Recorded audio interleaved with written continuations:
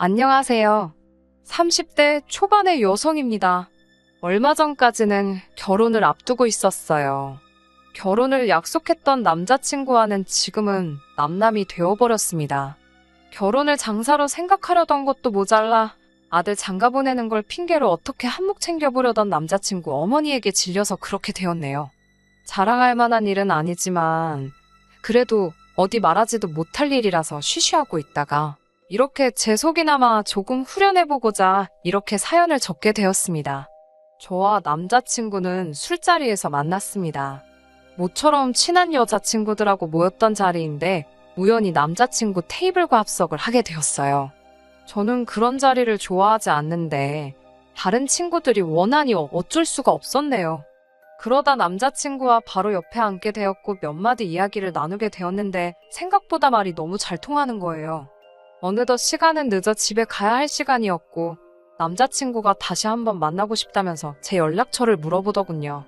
저도 술이 어느 정도 오른 탓에 제 연락처를 주긴 했지만 진짜 연락이 올 거라곤 생각지 못했습니다. 하지만 이튿날 남자친구가 저에게 잘 들어갔냐며 연락을 해왔고 그 일을 계기로 저희는 2주 동안 5번이나 더 만났어요. 대화도 잘 통하고 취향도 비슷해서인지 금방 사귀는 사이가 되었습니다. 남자친구와 사귀고 1년 정도 지나자 남자친구는 저를 자기 가족에게 소개시키고 싶어 했습니다. 하지만 저는 결혼에 대한 확신 없이 굳이 가족까지는 만날 필요가 없다고 생각했어요. 이유가 어떻든 사람끼리 만나면 정이 들기 마련인데 제가 남자친구랑 헤어지기라도 하면 마음 아프니까요. 그렇게 1년이란 시간이 더 흐르고 제 생일이었습니다. 남자친구가 저에게 프로포즈를 해왔어요. 꿈에 그리던 장미꽃에 촛불이 켜져 있는 그런 로맨틱한 프로포즈는 아니었지만요. 사실 사귀면서 알게 된 건데 남자친구의 수입은 어머님이 관리하고 계셨습니다. 처음엔 저도 이해할 수가 없었어요. 하지만 남자친구가 이유를 설명해주고 나니 남자친구의 입장도 이해가 가더라고요. 남자친구 아버님은 삼형제 중 맞으신데 책임감이 대단하셨답니다. 그런 분과 결혼하신 어머님은 아버님의 두 동생을 당신 자식처럼 키우셨대요. 하지만 아버님 머리는 시원찮았고 그나마도 툭하면 술값이며 도박빚으로 날려버려서 어머님이 설거지다 뭐다 생고생을 하시며 집안 살림을 꾸려나가셨답니다. 그래도 덕분에 두 삼촌들 다 대학 나오고 남자친구까지 번듯하게 키워내신 분이세요. 그렇다 보니 당신 스스로 살아오신 방식에 대해서 자부심이 대단하셨습니다. 10원짜리 동전 하나 허투루 쓰신 일이 없으셨고 동네 아주머니들한테 지독하다 손가락질 받으며 사셨지만 한 점 부끄러움 없으시다 이거였지요. 사정이 그렇다 보니 남자친구의 월급 관리도 어찌 보면 당연히 어머님이 하셔야 하는 일이 되었고요. 남자친구 말에 의하면 월말에 카드 명세서가 날라오면 어머님이 하나씩 다 따져보시고 물어보신다고 했습니다. 상황이 그렇다 보니 남자친구가 소위 딴 주머니를 찬다는 건 거의 불가능한 상황이었지요. 그 와중에 이벤트는 가당치도 않았고 저도 잘 알고 있었습니다. 그나마 어떻게 용케도 반지 하나는 준비했다 싶어서 그게 참 감동적이었어요. 이런 남자랑 어떻게 결혼하려고 했냐고요? 남자친구 말이 어머님께서 분명히 자기가 결혼하게 되면 경제권을 넘겨주신다고 약속하셨다 했습니다. 저는 그 말을 철석같이 믿었고요.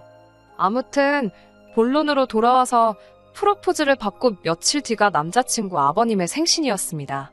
남자친구는 그때 집에 같이 가서 식사도 하고 인사도 드리면 어떻겠냐고 물었습니다. 저도 그게 좋은 생각 같았어요. 아버님이 좋아하신다는 홍삼 세트와 어머님 선물로 꽃바구니를 준비했어요. 나름 선물 중에서는 무난하다고들 하는 걸로 준비를 했는데 저는 이걸로 욕을 먹게 될 줄은 정말 상상도 하지 못했습니다. 저도 본가가 서울이었고 남자친구도 본가가 서울이었기 때문에 이동 자체가 어렵거나 복잡하지는 않았습니다. 하지만 남자친구의 동네에 도착했을 때 워낙 비슷하게 생긴 연립주택들이 많아서 조금 고생하긴 했네요. 남자친구에게 집 앞으로 나와달라고 부탁을 하기 위해 전화를 걸었지만 받질 않더라고요. 결국 양손에 짐을 든 상태에서 이 골목 저 골목 뒤지느라 약속했던 시간보다 10분 정도 늦게 도착했습니다. 초인종을 누르니 어머님이 나오셨는데 반겨주는 기색이 아니라 저를 한번 힐끗 보시더니 시큰둥하게 들어오라고 하시더군요. 그런데 그 눈빛엔 며느리 될 사람을 처음 만난다는 기색은 전혀 없었고, 짧은 찰나지만 첫 인상으로 저를 평가하시는 느낌이라 괜히 주눅이 들었습니다. 물론 제가 지나치게 생각했을 수도 있지만 다정하게 인사 한마디 안 해주시니 서운했어요. 제가 남자친구에게 좀 나와주지 그랬냐고 살짝 투정을 부렸더니 어느샌가 그걸 들으신 어머님께서 어른들 앞에서 남편 될 사람 무안 주는 거 아니라며 한마디 하셨습니다. 저도 모르게 죄송하단 소리가 입에서 튀어나왔어요. 시부모님께 드릴 선물을 들고 있는 두 손이 민망하여 일단 것을 한쪽에 내려놓으니 어머님께서 이쪽으로 가져오라 하셨습니다. 아버님 선물을 보시더니 얼마 줬냐고 물으시더군요. 정확히 얼마짜리라고 말씀드리는 것도 좀 웃긴 것 같아서 잘 모르겠다고 둘러댔습니다. 그러자 당신 핸드폰을 꺼내서는 검색을 해보시더라고요. 가격이 궁금하신 그 마음이 이해가 안 되는 건 아니지만 그래도 그렇지 사온 사람이 앞에 있는데 저를 바로 앞에 두고 그게 얼마나 하는지 가격을 찾아보는 건 예의가 아니지 않나요? 저도 물건 살 때 최저가 확인하고 사긴 하지만 선물 받은 걸 굳이 찾아보고 하진 않거든요. 특히나 당사자 앞에서 그건 실례잖아요. 제가 사간 홍삼이 10만 원이 조금 넘는 제품이었는데 어머님께서는 저더러 너는 돈을 쓸 때 무슨 기준으로 쓰냐며 물어보시더군요.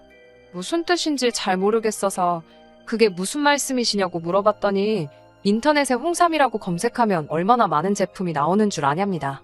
저는 아버님 드릴 거라서 제일 유명한 회사 거로 산 거라고 말씀드렸더니 저보고 세상 물정을 그렇게 모르냐고 그게 다 상술에 놀아나는 거라고 홍삼이 다 거기서 거기지 회사가 너 같은 애들 꼬시려고 얼마나 광고에 돈을 많이 쏟아붓는 줄 아냐면서 다음부터는 제일 싼 거로 사오던지 아니면 그냥 돈으로 가져오라고 하셨습니다. 비록 제가 홍삼을 직접 만든 건 아니지만 엄연히 제 마음과 성의가 들어간 건데 그렇게 말씀하시니 너무 야속하게 느껴졌습니다. 하지만 어머님은 제 불편한 마음은 눈치채지 못하셨는지 하시던 말씀을 계속하셨어요. 꽃 같은 것도 나가면 길바닥에 천지가 꽂히고 풀떼기라면서 이런 걸 왜 돈 주고 사냐고 하셨습니다. 꽃이 보고 싶으면 산에 가면 된다고요. 그러면 공기도 좋고 건강도 좋아진다며 당신 아들이 벌어다 주는 돈을 앞으로 제가 이렇게 허투루 쓸까봐 겁난다 하시더군요. 남자친구 딴에는 어떻게든 제 편을 들어주려고 원래는 제가 엄청 아껴 쓰고 절약하는 성격인데 오늘은 인사 온다고 잘 보이고 싶어서 돈을 쓴 거라고 어머님더러 이해해 주랍니다. 그러면서 저한테 얼른 죄송하다고 다음부터는 한 번 더 생각하겠다고 사과드리래요. 너무 황당하고 어이가 없었는데 얼떨결에 남자친구가 말하라는 대로 말씀드렸습니다. 내 돈 주고 사가지고 온 선물을 가지고 죄송하다고 사과를 드렸네요. 다음에는 어머님이 말씀하신 대로 미리 잘 알아보고 하겠다고요. 밥 먹는 동안에는 대화 아닌 대화가 오갔습니다. 어머님은 계속해서 물가가 올랐다. 계란은 그래도 어디가 싸다. 뭐 정말 돈하고 관련된 이야기만 하셨고 아버님은 식사를 어찌나 빨리 하시는지 말도 못 붙이겠더라고요. 그나마 착한 남자친구가 어머님이 말씀하시는데 맞아요 네네 하면서 맞장구만 쳐주고 있었고 저는 말 그대로 꺼다 놓은 보릿자루 마냥 구석에 있었습니다. 게다가 정말 마음 상하는 일이 있었는데요. 사람이 넷인데 갈치는 세 토막만 올라와 있더라고요. 하신다는 말씀이 마트에 갔는데 한 팩에 5,000원이더래요. 그 말이 진짠지 어쩐지는 모르겠지만요. 그러면서 어머님이 먼저 한 토막 집어가시고 아버님 한 토막 집어가시니 당연히 한 토막이 남았지요. 남자친구가 그 남은 한 토막을 저 먹으라고 제 앞으로 밀어주더군요. 그러자 어머님이 남자친구에게 그럼 넌 뭘 먹냐며? 벌써부터 여자한테 다 퍼준다 어쩐다 하시더니 당신 거 먹으라고 하시며 어머님 밥 위에 올라갔던 갈치 한 토막을 남자친구에게 주셨습니다. 그 모습을 보는데 제가 그 남은 마지막 한 토막을 먹었다간 곱게 소화 못 시키겠다 싶더라고요. 결국 남자친구에게 생선은 잘 못 먹는다고 너나 먹으라고 줘버렸습니다. 제가 살면서 갈치를 못 먹어본 것도 아니지만 어째서 마음 씀씀이가 저러신가 불쌍한 생각까지 들더라고요. 코로 들어가는지 입으로 들어가는지 알 수 없었던 식사를 마치고 거실에 모여 앉았습니다. 언제 깎아두신 건지 모를 정도로 갈색으로 변해버린 사과를 꺼내오시더라고요. 남자친구는 아무렇지도 않은 듯 먹었지만 저는 차마 손이 안 가더군요. 그 모습을 본 아버님께서 어제 먹던 거를 손님한테 내오는 사람이 어딨냐고 어머님한테 한마디 하셨습니다. 그러자 어머님께선 이거 생반 변한 거지 맛은 똑같다면서 먹어도 안 죽는답니다. 보다 못한 아버님이 부엌에 가셔서 사과 2알 가지고 오셨는데 그것마저도 멍이 든 사과였습니다. 그제서야 이게 어머님 원래 생활 방식이라는 생각이 들더라고요. 누구도 바꿔놓을 수 없을 거란 것도 알 수 있었고요. 다른 사람들은 예비 시댁에 인사를 드리러 갈 때 어떤 마음가짐으로 가는지 모르겠지만 저는 저만 평가받으러 가는 자리라고 생각하지 않았어요. 예비 시부모님도 당신들의 기준을 가지고 저를 평가하시겠지만 저도 제 나름의 기준으로 그분들이 어떤 분들인지 파악하러 가는 자리라고 생각했습니다. 그런 의미에서 오늘 만난 남자친구의 부모님은 어려운 분들이셨어요. 그나마 아버님은 어머님의 기세에 눌려서 그렇지 별나신 분은 아니신 것 같았어요. 문제는 어머님이셨지요. 사간 선물 가격 따지시는 것도 그렇고 음식 가지고 야박하게 구시는 것도 그렇고 별거 아닌 것 같으면서도 괜히 신경 쓰이더라고요. 결혼 전부터도 이 모양인데 결혼하고 난 뒤에는 제가 어떤 대접을 받게 될지 안 봐도 눈에 선하더라고요. 고민 끝에 어머니께 말씀드렸습니다. 참고로 저희 어머니는 주변 사람들에게 퍼주는 걸 워낙 좋아하시는 분이세요. 맛있는 음식이 있으면 친구분들 집에 직접 가져다 주시고 시골에서 할머니가 상추나 호박 같은 거 보내주시면 이웃들하고 나눠 드시고요. 연말에는 복지관에 케이크도 몇 개씩 사다가 보내시는 그런 분이십니다. 어머니께서는 오늘 있었던 일을 들으시곤 크게 충격을 받으신 눈치였어요. 절대로 저희 어머니처럼 사는 게 옳고 남자친구 어머님처럼 사는 게 그르다는 건 아니에요. 평생을 남으로 지내온 집안인데 각자 살아온 방법이 있을 테고 그 방법에 정석이라거나 우선순위가 있다고 생각하지는 않습니다. 하지만 저희 집이나 남자친구 집안의 분위기가 서로 판이하게 다르다는 건 사실이었잖아요. 저희 어머니께서도 곰곰이 생각하시다가 저에게 아무래도 이 결혼을 하게 되면 제가 마음고생을 많이 하게 될 것 같은데 그래도 하고 싶냐고 물으셨습니다. 솔직히 저도 그럴 것 같아서 무섭긴 한데 남자친구와 얼마나 만나왔고 제가 얼마나 만나온 건 둘째 치더라도 남자친구는 정상적인 사람이고 생각하는 것도 어머님과는 다르다고 결혼을 한다고 해서 내가 남자친구 어머니와 살게 될 것도 아닌데 남자친구 문제가 아니라 어머니 때문에 결혼을 하지 않는 게 맞는 건가 솔직히 헷갈린다고 말씀드렸습니다. 그러자 어머니께서 그럼 상견례부터 먼저 진행해 보는 게 어떻겠냐고 엄마 대 엄마로 만나보고 서로 조율할 수 있는 게 있다면 다시 이야기해보는 게 방법이 아니겠냐며 저를 달래주셨습니다. 그렇게 상견례 자리까지 갖게 되었습니다. 남자친구 말이 부모님이 차가 없으시니 집에서 가까운 쪽에 자리를 잡기를 원하신다고 하는데 그래봤자 양가가 다 서울인데 서울만큼 대중교통이 잘 되어 있는 곳이 또 어디 있다고 뭐하러 남자친구 부모님 편의만 받으리냐 하는 생각이 들었어요. 아마 오기가 생겨서 더 그랬을 거예요. 그래서 대중교통을 이용하면 양가에서 거의 중간쯤에 위치한 곳에 장소를 잡게 되었습니다. 그래도 찾고 찾아서 상견례 장소로 아주 유명한 한정식집으로 잡았어요. 다른 식당도 많았지만 상견례라고 하면 사실 한정식집에서 하는 게 가장 무난하잖아요. 그런데 남자친구 어머님께서는 메뉴를 보시더니 혼잣말처럼 집에서 맨날 해먹는 게 한식인데 뭐하러 이 먼 곳까지 나와서 이 비싼 돈을 주고 쌀밥을 또 사 먹느냐며 중얼거리시더군요. 그런데 그 소리가 다른 사람들도 들을 수 있을 정도로 컸기 때문에 순식간에 분위기가 냉랭해졌지요. 남자친구는 가끔은 남이 해주는 음식도 먹고 그래야 하지 않겠냐며 어떻게든 어머님 기분을 맞춰드리려고 노력하고 있었는데 그 모습을 보고 있자니 짠했습니다. 능숙하게 저러는 걸 보니 하루 이틀 저러시는 것도 아닌 것 같고 남자친구도 어머님을 달래드리는데 선수가 되어 있는 것 같았어요. 그와 동시에 우리가 앞으로 결혼하고 나서도 남자친구가 매번 어머님 편에서 저렇게 비위를 맞춰드리려고 하는 꼴을 제가 바로 옆에서 볼 수 있을까라는 생각이 들었어요. 어른들끼리 가벼운 인사를 나누면서 조금 분위기가 누그러지는 듯 했습니다. 어머님께서 먼저 남자친구에 대해 이야기를 꺼내셨어요. 당신 아들이지만 참 착하고 순하다고요. 졸업하자마자 번듯한 회사에 취직해서 지금 승진도 2번이나 했고 담배도 안 핀답니다. 요새 이런 남자가 어딨냐면서 당신이 처녀였으면 결혼해달라고 목을 맸을 거랍니다. 저희 어머니께서도 질세라 제 자랑을 하셨습니다. 곱게 키워서 좋은 대학 졸업시켰더니 바로 대기업까지 들어가서 부모 어깨에 힘들어가게 해줬다고요. 그러면서 저희 딸도 담배 안 핀다고 한마디 덧붙이셨는데 하마터면 웃음이 나올 뻔했습니다. 어머님이 자랑 같지도 않은 걸 자랑이라고 덧붙이신 게 꼴보기 싫으셨던 모양이에요. 어느 정도 양가 어머님들의 자식 자랑이 오가고 나서 본격적으로 결혼식과 신혼 살림에 관한 이야기가 나왔습니다.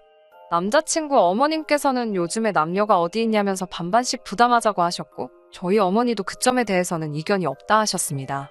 그런데 문제는 반반씩 부담하는 데 있어서 서로 생각하는 금액이 달랐습니다. 저희 어머니는 양쪽에서 1억 5천씩 그렇게 합쳐서 3억은 있어야 서울에 그래도 전세 아파트 하나는 구하지 않겠냐 말씀하셨습니다. 하지만 남자친구 어머님께서는 처음부터 그렇게 여유 있게 시작하면 애들이 소위 배가 불러서 안 된답니다. 무조건 고생을 해봐야 된다고요. 그러면서 아버님 서재와 남자친구가 쓰는 방을 내어줄 테니 저희가 시댁에 들어와서 살게 하면 어떻겠냐고 하십니다. 그리고 지원해 주시려던 1억 5천은 당신한테 맡기면 당신이 잘 관리해 주시겠다고요. 당연히 저희 어머니께서 그게 무슨 말씀이시냐 말도 안 된다고 했죠. 그러자 남자친구 어머님께서는 1억 5천을 생판 남한테 주고 전세로 들어가 살면 그건 그 집주인의 배만 불려주는 꼴인데 뭐하러 그러냐며 차라리 저희가 한 집에 들어와서 살면 제가 자기한테 살림도 배우고 저희 어머니는 맡겨놓은 돈으로 이자 몇 푼이라도 벌 수 있으니 그거야말로 누이 좋고 매부 좋고 일석이조가 아니고 뭐겠냐고 하시더라고요. 듣다 못한 남자친구도 아버님도 그게 무슨 소리냐고 적당히 좀 하라고 어머님을 말리려고 들었지만 제가 보기엔 소용없었습니다. 오로지 어떻게든 그 1억 5천을 당신 주머니에 넣어야겠다는 생각뿐이신 것 같았어요. 저희 엄마도 어떻게든 대화 주제를 돌리려고 노력하셨습니다. 집 문제는 다시 천천히 이야기하기로 하고 그럼 혼수나 예단은 어떻게 했으면 좋겠냐고 하니 어머님께서는 혼수는 걱정하지 말라 하셨습니다. 본인 집에 밥솥이며 냉장고며 다 있는데 그런 게 뭐가 필요하냐고요. 그냥 몸만 들어와서 살면 된다고. 그리고 원한다면 아버님 서재와 남자친구가 쓰는 방 사이에 있는 벽을 트고 문을 만들어서 거기를 한방처럼 크게 쓸 수 있게 만들어주고 도배랑 장판도 새로 해주신답니다. 마침 남자친구 방이 남향이라 그쪽은 해도 잘 든다고 하시는데 어이없어서 실소만 나왔어요. 그러면서 활용점정이랄까요. 그러니까 혼수랑 예단은 필요가 없고 대신 자기 집에서 저희가 얹혀 살게 되는 거니 앞으로 생활비를 보태는 게 좋겠다고 하시네요. 내 집에 들어와서 사는 거 살갑한다 생각하고 한 달에 생활비로 100만 원씩 내랍니다. 이쯤에서는 어머님이 도대체 돈 계산을 어떻게 하시는지 가늠도 안 되고 이 결혼은 쫑났다 싶더라고요. 완전히 무슨 아들 팔아서 장사하시는 거잖아요. 남자친구는 고개를 푹 떨군 채 한숨만 내쉬고 저도 할 말이 없어서 부모님께 그냥 가자고 했습니다. 저희 부모님도 화가 많이 나신 눈치였지만 제 남자친구 입장도 있고 하니 더는 말씀 안 하시고 저희 아버지께서 이 결혼은 좀 더 생각해봐야겠다고 마무리를 지으려고 하셨어요. 결혼이 파토가 나는 쪽으로 이야기가 돌아가니 어머님은 혹시 1억 5천이 많아서 문제냐고 그럼 그 돈은 알아서 굴리시고 일단 애들만 그 집에서 신혼살림을 차리는 게 어떻냐고 하시면서 생활비만 주면 자기는 상관이 없다고 하는 겁니다. 보다 못한 저희 어머니께서 저희는 딸을 그 집에 들어가 살게 할 생각이 없다고 이제 시작하는 애들인데 시집살이를 시킬 생각이 없다고 못을 박으셨어요. 그리고 어머님한테 혹시 애들 따로 살게 하실 생각이 전혀 없으시냐고 단도직입적으로 물어보시더군요. 그러자 어머님께서는 그럼 다른 사람한테 그 돈 주고 이자 벌게 해주는 건데 왜 그런 짓을 하냐고 왜 내 돈으로 얼굴도 모르는 사람들 배를 부르게 해줘야 하는 거냐며 오히려 저희 어머니를 한심하게 보더라고요. 대화가 안 되더군요. 막말로 돈에 환장해서 어디다 투자를 하시겠다는 것도 아니고 1억 5천 돈 2년 동안 어디 묶어놔봤자 이자가 도대체 얼마나 된다고 저렇게 아들 결혼을 담보로 환장을 하시는 건지 이해할 수도 없었고 이해하고 싶지도 않았습니다. 결국 저도 남자친구에게 미안하다고 이 결혼은 못할 것 같다고 말했습니다. 남자친구도 차마 저를 잡지 못하더라고요. 남자친구가 어머님께 도대체 자기 돈은 얼마나 있는 거냐고 묻는 게 어렴풋이 들렸고 액수는 정확히 들리지 않았지만 남자친구가 주먹으로 식당 벽을 내려치는 걸 언뜻 보았어요. 모르긴 몰라도 액수가 남자친구 기대보다 많이 적었던 모양입니다. 그리고 마지막까지 화장실을 다녀왔는데 아직 계산이 안 되었다고 하더라고요. 그래서 카드를 꺼내는데 뒤따라온 남자친구가 자기가 낸다더군요. 남자친구의 손등엔 피도 좀 나고 벌겋게 부어 있었어요. 순간 그 손을 보고 벙쪄 있는데 어디선가 어머님이 나타나셔서는 남자친구를 저지하시더니 저더러 계산을 하라 하시더군요. 식당 예약을 제가 했고 자기는 저 때문에 먹고 싶지도 않은 걸 먹어야 했으니 돈은 저희가 내는 게 맞다면서요.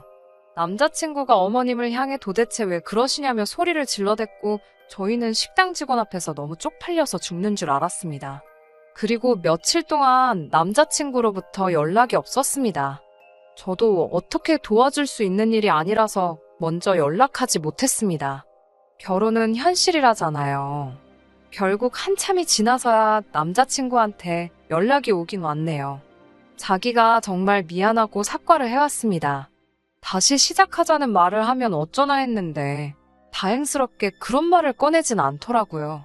그날 어머님하고 무슨 말을 했길래 그렇게 화가 나 있던 거냐 물어봤더니 여지껏 남자친구 돈을 관리해준다며 가져가셨던 돈이 얼마인지 물었는데 그 돈이 4천만 원밖에 없다고 하시더래요. 남자친구의 계산이면 1억 5천까지는 턱없이 부족해도 여태까지 보내드린 돈이면 1억 근처까지는 갔을 거라고 확신을 했었다고 합니다. 그런데 막상 물어보니 남자친구의 예상보다 반도 안 되는 터무니없는 금액이었던 거예요. 그동안 관리해주신다고 가져가신 돈은 다 어쩌시고 그거밖에 없냐고 물어봤더니 어머님은 무슨 소리를 하는 거냐며 그 돈은 다 남자친구가 가져다 쓴 거 아니냐고 우기시더래요. 그런데 정작 그 돈을 어떻게 관리하셨는지 뭐 내역서고 뭐고 하나도 없으니 시시비비를 가릴 수도 없고 남자친구도 답답해 죽을 노릇이랍니다. 대신 이번 사건을 계기로 남자친구는 가족하고 연을 끊었다고 하네요. 남아있는 4천만 원도 도로 다 가져왔다고 하고요. 미련이 남은 건 아니지만 혹시나 자기가 돈을 많이 모아서 다시 한번 제 앞에 설 수 있는 상황이 되면 그때 자기를 다시 만나줄 수 있냐고 물어보더라고요. 안쓰럽게 말하는 남자친구 모습에 마음이 아프긴 했지만 제가 어떻게 해줄 수 없는 일이라는 건 누구보다 잘 알고 있었어요. 당장 지금은 연을 끊었다고 할지는 몰라도 부모님과 어떻게 무자르듯 연을 그렇게 쉽게 끊어버리겠어요? 그래서 그냥 앞으로 서로 좋은 사람을 만날 수 있게 기도하자고 했어요. 남자친구도 저보다 좋은 사람을 만날 것이고 저도 남자친구보다 더 좋은 사람을 만날 수 있도록 말이에요. 남자친구도 제 말이 무슨 뜻인지 알았는지 더 길게 이야기하지는 않더라고요. 당분간은 그저 아무 일도 없었던 것처럼 지내고 앞으로 있을 새로운 인연을 준비해 보려고 합니다. 끝까지 들어주셔서 감사합니다. 오늘의 사연은 여기까지입니다. 구독과 좋아요, 알람 설정 부탁드리고 더 좋은 사연으로 다시 찾아뵙겠습니다. 감사합니다.